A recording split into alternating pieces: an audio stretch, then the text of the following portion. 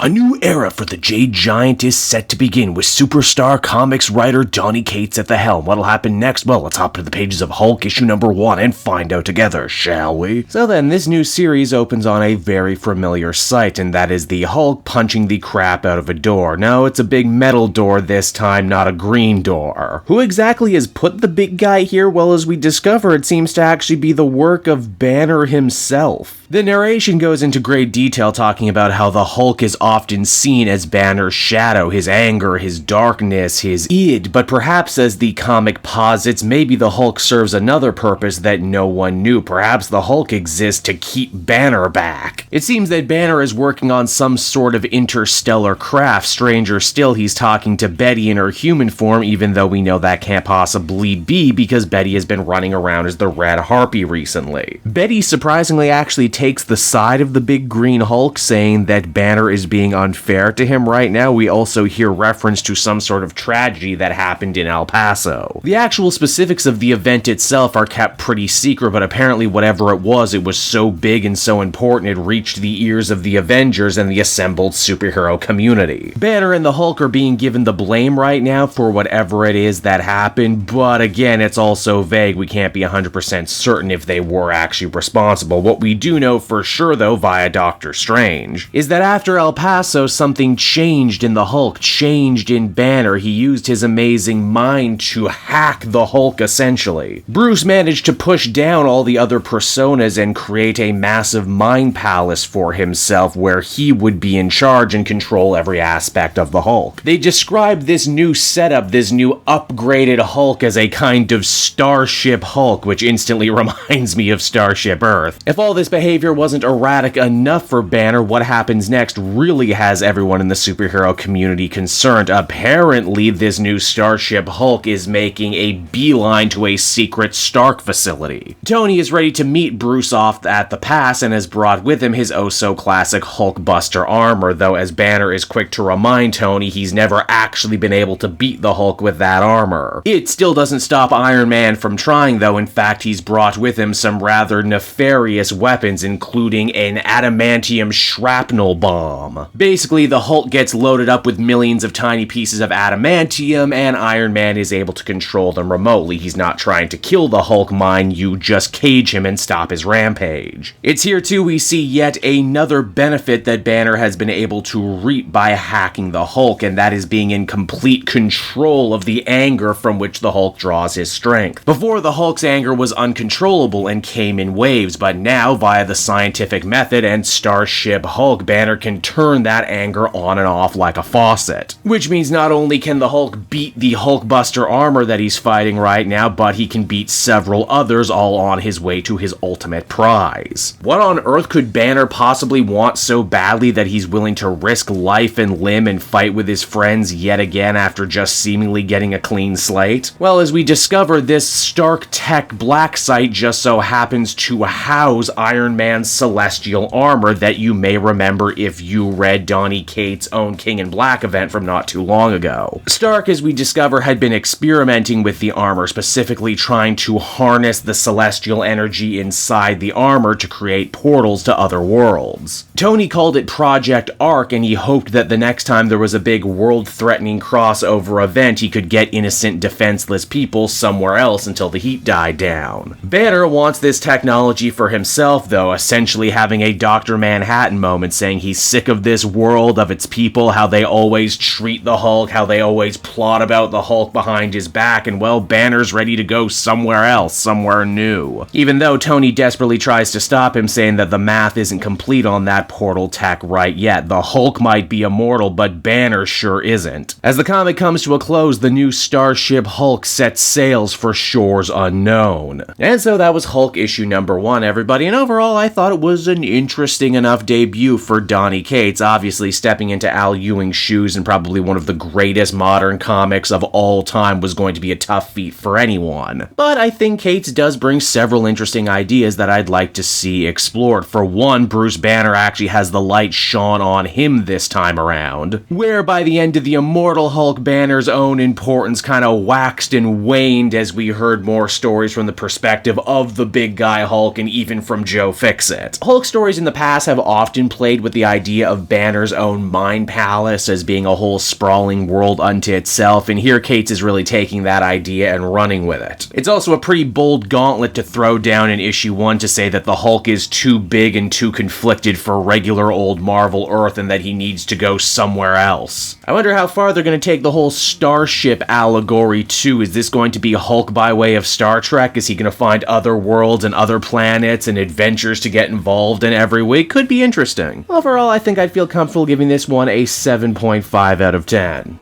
Hey there everyone, it's your old pal Cape Joel again, thanking you so much for watching to the end of the video. I hope you enjoyed it, and if you did, why not check out my Amazon link down in the description. Yes, that's right, the Cape Joel channel officially has its own Amazon storefront now. You can pick up a comic or anything else for that matter, and if you did, you'd really be helping me in the channel. So with that out of the way everyone, I will see you again next time. Bye-bye.